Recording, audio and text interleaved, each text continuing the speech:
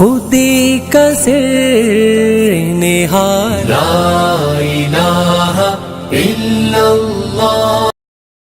مگر بول اللہ تعالیٰ یہ کان کھڑے کر کے سننا کہ اللہ کی بات سن رہا ہوں، پھر ہوش کرنا. اور اسی لیے میں نے قاسمی صاحب نے بلایا اور انہوں نے نا بچوں نے حفظ کیا تھا، پھر انعام تقسیم کیے تو کہنے لگے آپ بھی یہاں دار حکم کی بات. تو وہاں میں نے ایک حوالہ دیا تو انہوں نے پھر وہ شعر لکھوا لیا. فارسی اتنی نہیں جانتے مگر لکھوا دیا. حوالہ یہ قرآن کو سمجھنے کہ اللہ تعالیٰ تو ہمیں نظر نہیں آتا ہے، کوئی اس کی ملاقات کا یا موقع نہیں. تو اورنگزیب رحمۃ اللہ علیہ کی ایک بیٹی تھی زیب النساء، قرآن رکھتی تھی اور تلوار ہاتھ رکھتی تھی. جو دین کا اصل ہے نا قرآن اور تلوار دونوں اس کے پاس، اور قبر پر بھی اس نے رکھوا دی کہ میری قبر پر اور کچھ نہ بنانا، ایک قرآن رکھ دینا اور ایک تلوار. مسلمانوں کو یاد رہے کہ تمہارے ہاتھ میں تلوار ہوگی نا حکومت، اور قرآن تو امر رہے گا دنیا. بعد میں خالصوں سکھوں نے پھر وہ اٹھا لیا سب کو، وہ بیچارے علامہ اقبال نے سب لکھا. تو مخفی وہ تخلص کرتی ہے. شاعر بہت عمدہ ایران میں اس کا کلام پہنچا. قرآن کا حوالہ ایک مثال سے سمجھ. تو شاہ ایران نے شوق ظاہر کیا، اسے نہیں پتا کہ کسی عورت کا کلام ہے. اس نے اورنگزیب کو لکھ لیا کہ جس شاعر کا یہ کلام ہے میں اس سے ملنا چاہتا ہوں، اسے میرے دربار میں بھیجو، یہ تو کلام بہت اعلیٰ درجے کا. تو اورنگزیب پریشان کر گیا. انہوں نے کہا بیٹی اور شعر کہہ رہے. انہوں نے کہا بادی کیا ہوا؟ انہوں نے کہا یہ مصیبت پڑ گئی، اب تجھے بھیجتا ہوں، میرے پلے کیا رہا ہے.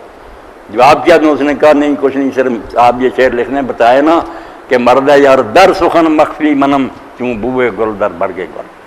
جیسے خوشبو جو ہوتی ہے پھول کی وہ پھول میں ہی چھپی ہوتی ہے، ان پتیوں سے الگ کوئی کہے نا الگ میں خوشبو دوں نہیں، اسی طرح میں بھی اپنے کلام میں پوشیدہ ہوں. میرے کلام سے اندازہ کرو کیا ہوں میں. در سخن مخفی منم کیوں بوئے گل در برگے گل، ہر کے دیدن محل دار در سخن بین در.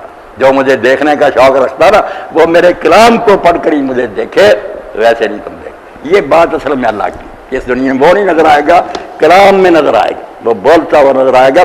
اور اسی کی اللہ نے پھر بات کر دی کہ جو سنگ دل لوگ ہیں ان پر اثر نہیں ہوتا. ورنہ اگر اس قرآن کو ہم پہاڑ پر اتار دیتے، سخت سخت ایسے سمجھتے نا پتھر ہے پہاڑ، اللہ کہتا پہاڑ پر بھی اتار دیتے تو تم دیکھتے کہ وہ پہاڑ جو ہے نا اللہ کے خوف سے ٹکڑے ٹکڑے ہو جاتے، ریزہ ریزہ ہوتے تھے. جتنی اس میں بجلیاں گرج رہی ہیں کہ جہنم ہے، سانپ ہے، آگ ہے، پیپ ہے پینے کے لیے لوگ.